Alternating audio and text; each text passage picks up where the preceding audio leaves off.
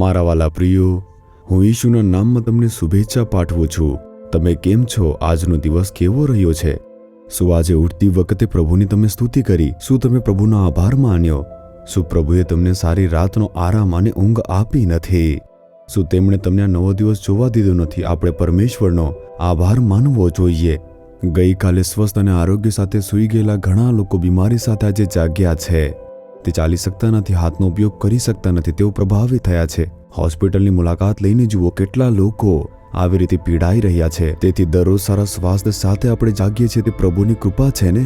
તમારે તે યાદ કરીને હે પ્રભુ તમારી સ્તુતિ થાવ આમ કહેવું જોઈએ. હું કહીશ મને સ્વસ્થ હૃદય આપવા બદલ તમારી સ્તુતિ થાવ, મને સારી દ્રષ્ટિ આપવા બદલ તમારી સ્તુતિ થાવ, મને સારી સ્વસ્થ કિડની આપવા બદલ તમારી સ્તુતિ થાવ. પ્રભુ મારા દરેક અંગ સારી રીતે કાર્ય કરી રહ્યા છે તે બદલ સ્તુતિ થાવ. પ્રભુની સ્તુતિ કરો. જો નાની સમસ્યા આવે તેની જ વાર છે. પ્રભુની કૃપાને યાદ કરો, તેમના રક્ષણ માટે તેમની સ્તુતિ કરો. શું આજે તમે સ્તુતિ કરી? હમણાં તેમની સ્તુતિ કરો. તમારા હૃદયમાં પ્રભુની સ્તુતિ કરો, પ્રભુનો આભાર માનો. સારું, આજના દિવસે પ્રભુ તમને કયું વચન આપે છે જાણો છો? તે તમને ઊંચા કરવા માંગે છે. પ્રભુ તમને ઊંચા કરવા માંગે છે. જો અભ્યાસ કરો છો તો તમારા અભ્યાસમાં ઊંચા કરવા માંગે છે. જો નોકરી કરો છો તો બઢતી આપીને તમને ઊંચા કરવા માંગે છે. જો વ્યવસાય કરો છો તમારા વ્યવસાયને ઊંચા કરવા માંગે છે. જો સેવા કરી રહ્યા છો તો તેમને તેમાં ઊંચા કરવા માંગે છે. તે તમને સમાજમાં ઉચ્ચ સ્થાન આપવા માંગે છે. તમને ઊંચા કરવા માટે પરમેશ્વરની ઈચ્છા છે. પરંતુ ઊંચા થવા માટે તમારે શું કરવું જોઈએ? આમાં પ્રભુની સલાહ સાંભળો. ગીત શાસ્ત્ર 147 કલમ. યહોવા નમ્ર જનોને ઊંચા કરે છે. તે કોને ઊંચા કરે છે? પ્રભુ નમ્ર જનોને ઊંચા કરે છે. નમ્રતા. તમે જુઓ, બાઇબલમાં ઘણા નમ્ર જનોને ઊંચા કરતા આપણે જોઈ શકીએ છીએ. પ્રભુએ પોતાના ઘેટાની પાછળ ચાલી રહેલા દાઉદને રાજા બનવા માટે ઊંચા કર્યા. પ્રભુએ એક ગરીબ અને અનાથ છોકરીને એસ્તરને રાણી બનવા માટે ઊંચી કરી, જેના પર એક સમયે ખૂન કરવાનો અને રાષ્ટ્રમાંથી ભાગી જવાનો આરોપ મૂકવામાં આવ્યો. તે મૂસાને પ્રભુએ પસંદ કર્યો અને એક લીડર બનાવ્યો હતો. આપણે ઘણા લોકોના જીવનમાં પ્રભુએ તેમને ઊંચા કર્યા જોઈએ છીએ. તેમણે દાનિયેલને, જેને બીજાના દેશમાં ગુલામ તરીકે લાવવામાં આવ્યો, તેને પ્રધાનમંત્રી બનાવવા માટે ઊંચું કર્યું. તે ઊંચા કરનાર પ્રભુ છે, તે તમને પણ ઊંચા કરશે. આપણને ઊંચા કરવા માટે આપણી પાસેથી તે શું અપેક્ષા રાખે છે? નમ્રતાની જરૂર છે. નમ્રતા. જ્યારે પ્રભુએ મૂસા વિશે વાત કરી ત્યારે તેમણે સાક્ષી આપી હતી કે તે આખી પૃથ્વી પર સૌથી નમ્ર એવો વ્યક્તિ છે. તે તમારા વિશે શું સાક્ષી આપે છે? ના, મને વારંવાર ગુસ્સો આવે છે, હું ચીડાઈ જાઉં છું, મારા શબ્દો આગની જેમ નીકળે છે. શું લોકો તમારા વિશે આમ કહે છે? તમારા ઘર વિશે, તમારા કાર્યસ્થળે? શું તમે તમારા ગૌણ અધિકારીઓ સાથે ગુસ્સાથી બોલો છો, તેમને ઠપકો આપો છો? શું નમ્રતાથી વાત ન કરવી જોઈએ? પ્રભુ ઈસુ શું કહે છે કે મારી પાસેથી તમે શીખો, હું નમ્ર છું અને હું ખૂબ જ દીન છું. શું માથ્ય 11:28 લખ્યું નથી? તેથી તમે ઈસુ પાસેથી શીખો. તે નમ્ર હતા. અન્ય લોકો તેનો ગુસ્સો ભડકાવવા માટે બોલતા રહેતા હતા. શત્રુઓ તેના પર આરોપ મૂકતા, તેના પર ભૂત વળગેલું છે આમ પણ કહ્યું. પરંતુ ઈસુ ક્યારે તેમના પર ગુસ્સે ન કર્યો અને કઠોર શબ્દ બોલ્યા ન હતા. તેમણે નમ્રતાથી જવાબ આપ્યો. શાંત રીતે વાત કરવાનો અભ્યાસ કરો. ઘરે તમે ગુસ્સાથી બોલશો નહીં, કઠોર શબ્દોથી તમારો અવાજ ઊંચો કરશો નહીં. આ તમારી શાંતિને અસર કરશે, પરિવારની શાંતિને અસર કરશે અને તમારા સંબંધોને પણ અસર કરશે. તેના બદલે નમ્રતાથી જવાબ આપીને જુઓ, બધી જ સમસ્યાઓનો ઉકેલ આવી જશે. પતિ કહેશે કે તું નમ્ર ન બની શકે કે? પત્ની કહે છે તમે પણ નમ્ર ન બની શકો કે? પરંતુ પ્રભુ કહે છે મારા દીકરા દીકરી તું નમ્ર બન. આવી રીતે પ્રભુ કહે છે.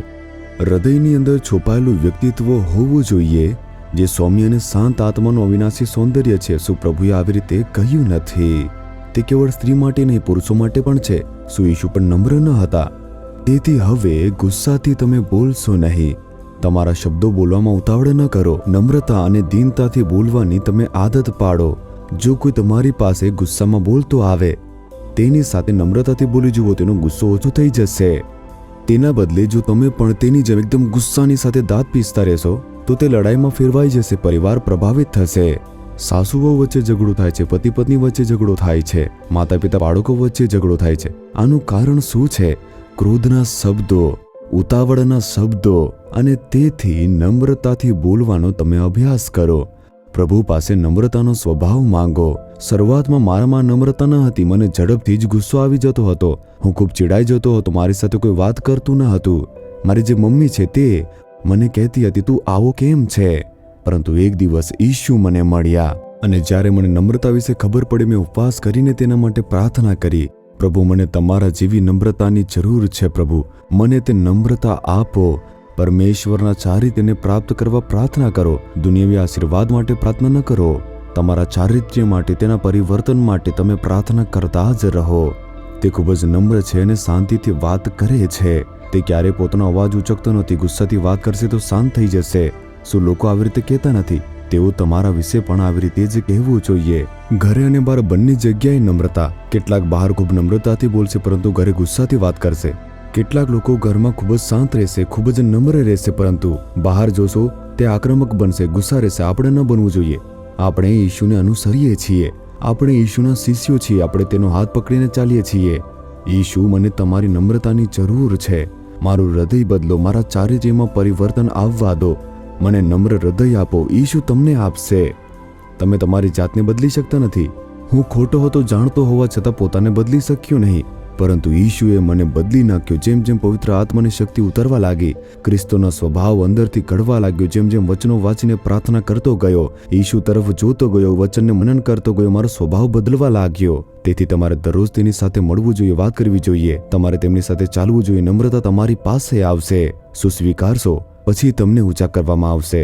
તમે અભ્યાસમાં, કાર્યમાં, સેવામાં, દરેક બાબતમાં ઊંચા થશો. આ વચન છે ને, તે નમ્રજનોને ઊંચા કરે છે. તેથી નમ્ર વ્યક્તિ બનો. તમે પ્રભુને તમને ઊંચા કરતા જોવાના છો.